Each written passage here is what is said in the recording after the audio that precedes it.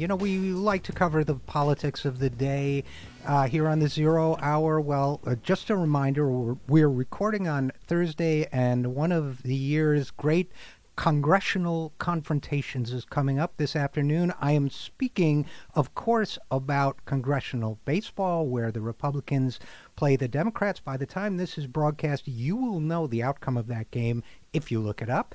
But here to tell us now about the scouting report for that game and what we can expect is Jason Dick. Jason is the deputy editor of CQ Roll Call, and he covers a lot of confrontations in Washington, perhaps some more fractious than this one. Jason, thanks for coming on the program. It's a pleasure to be here. All right, so what's it looking like for our two teams out there? I got to say, starting out, by the way, that as I read your coverage, your paper's coverage on this, the inter-team mood here seems a lot better than it did for the other major sporting event of the week, which was the NBA Finals. It seems to me that these two teams, if anything, are more harmonious in their feelings about one another than those teams were. What do you think?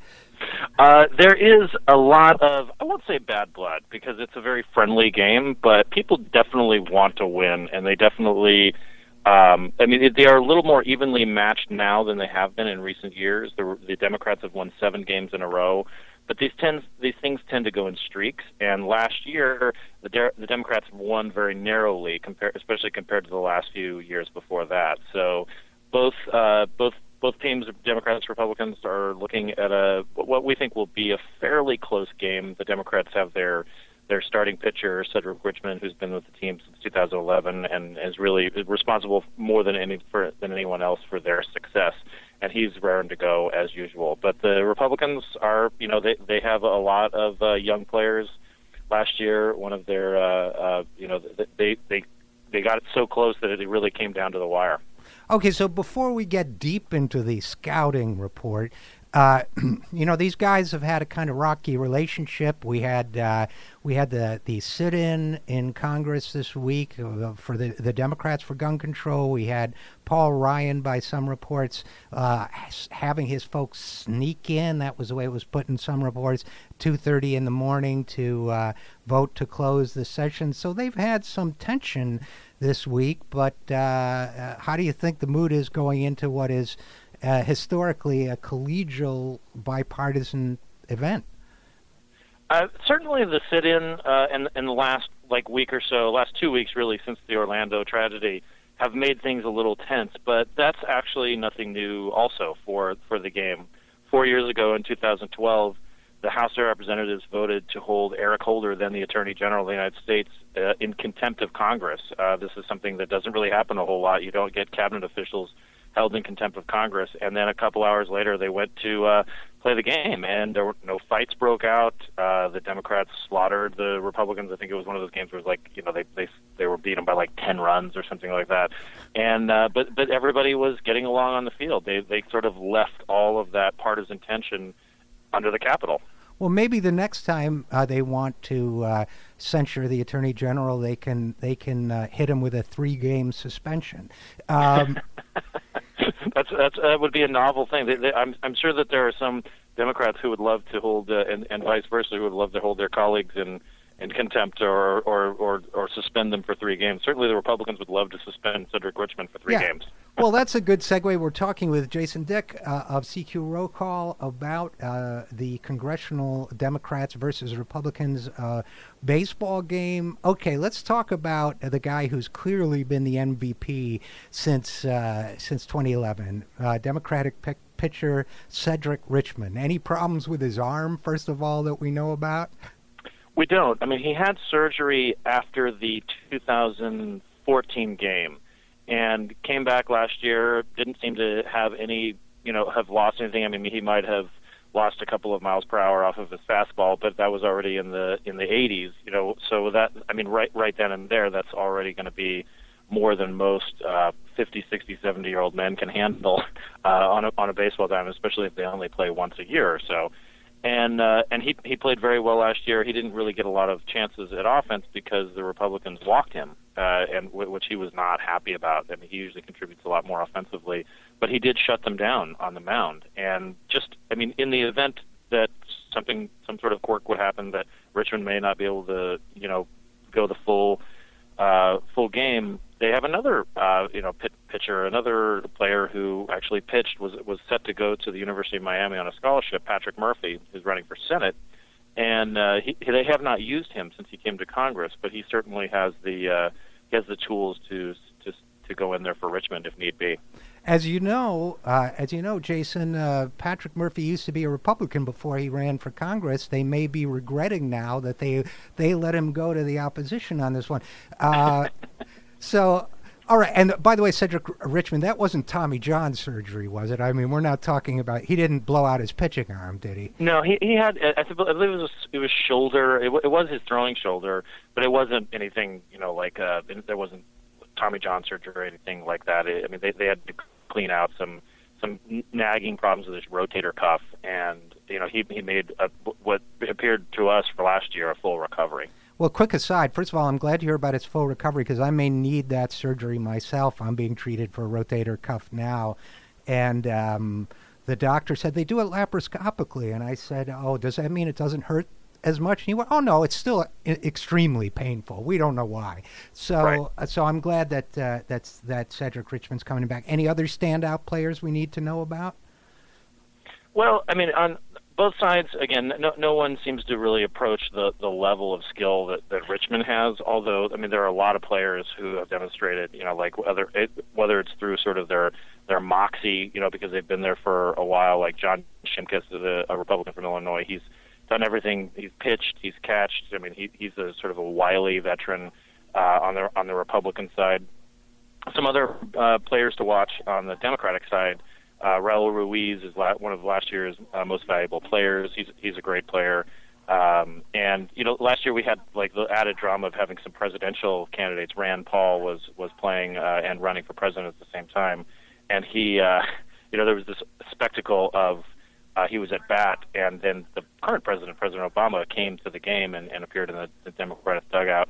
And and Paul immediately struck out, and it was just this very sort of, it was a very interesting kind of presidential moment. So we won't have a lot of that. We don't have any more of those presidential candidates. Donald Trump is not expected to make any kind of appearance, nor is Hillary Clinton. No, all right. Well, look, it must have been especially painful for Rand Paul because he represents something of a baseball dynasty, as I understand, when it comes to congressional baseball, and that I believe his father, Ron Paul, hit the only home run in congressional baseball history. Is that true?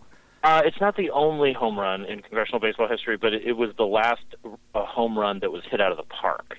Wow, that's pretty good. Yeah, it was pretty good. And it was not at a professional baseball stadium. This was back a few years back when we still played the game at 4 Mile Run Park over in Alexandria. But still, to have somebody, hit the ball over the fence is quite an accomplishment. And it's also very difficult to do now that they're in Nationals Park, and before that they played at RFK. So it's a little tougher to hit a home run outside the park, but yes, Ron Paul is one of the inductees into the Roll Call Congressional Baseball Hall of Fame. And whatever you think of Ron Paul's politics, a doctor and a baseball player, that ain't bad. So is there any correlation between Ron Paul leaving and the Republicans' losing streak? No. So Ron Paul's playing days were over in the 90s. He had this gap in his service in Congress, and came back. But he had, he usually when people get into their 60s or so, they decide, this is a good time to make a transition to the sidelines. Bill Pascrell, a New Jersey Democrat, has done this. Joe Barton, the current manager of the Republicans, also moved from the diamond into the dugout a few years back when Mike Oxley died. Or left. Sorry, Mike Oxley died this year. He retired and left Congress back in 2006, and that's when Barton became the manager. I wanted to also mention that we'll be doing a little tribute before the game, honoring Mike Oxley and Marty Sabo. These were two former managers of the game. They both died within 2 months of each other this year. Marty Sabo died in March, and Mike Oxley died in January. So we're going to do a little tribute to them because they both represented about 30, 40 years of congressional baseball experience. Oh, that's nice. Now, I'm going to. This is a very high-minded event. It's done for charity. I'm going to bring the tone down a little bit with Jason Dick. With first of all, a question: any serious money riding on this game? Not that we're aware of.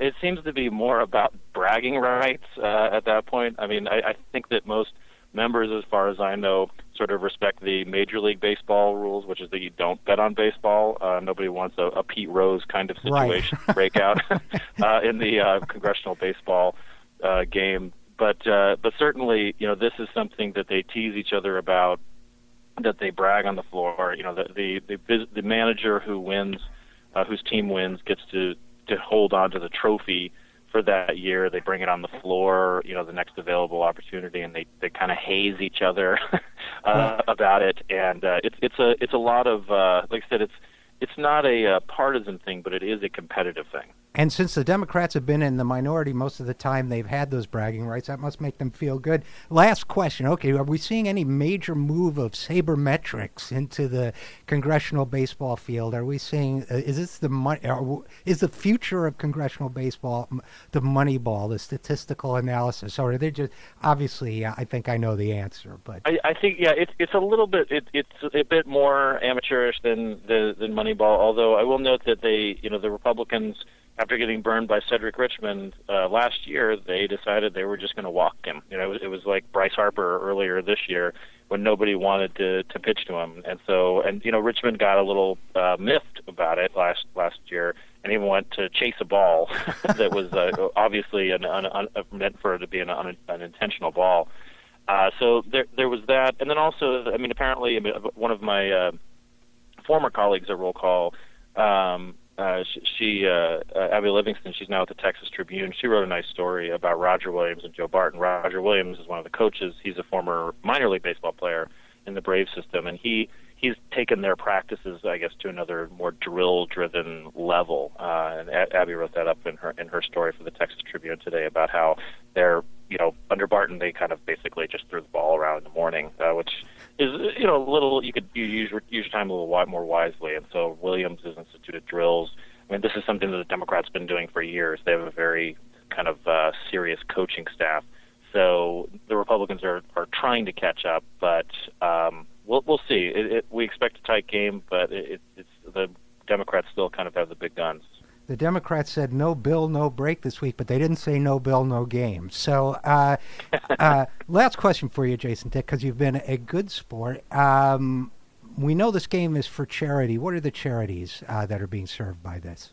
So it's a trio of charities. It's the Nationals Dream Foundation, the Washington Literacy Council, and I believe the Boys and Girls Club. Last year they raised almost $500,000.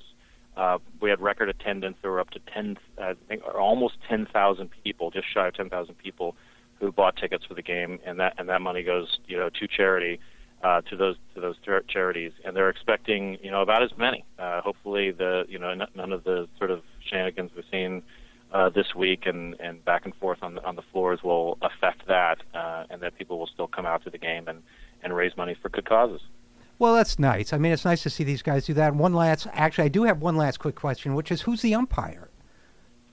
So they actually have, they do employ professional umpires. They're most of them are, I believe, minor league baseball. They don't have a lot of major league talent that they can draw in, but these are all professional umpires, and they're there to, sort of adhere to the standards of a major league stadium. Well, maybe when this is over, they can bring those umpires into the house and actually use them to adjudicate the proceedings. Jason Dick, Deputy Editor of CQ Roll Call, thanks so much for coming on the program. It's been a pleasure.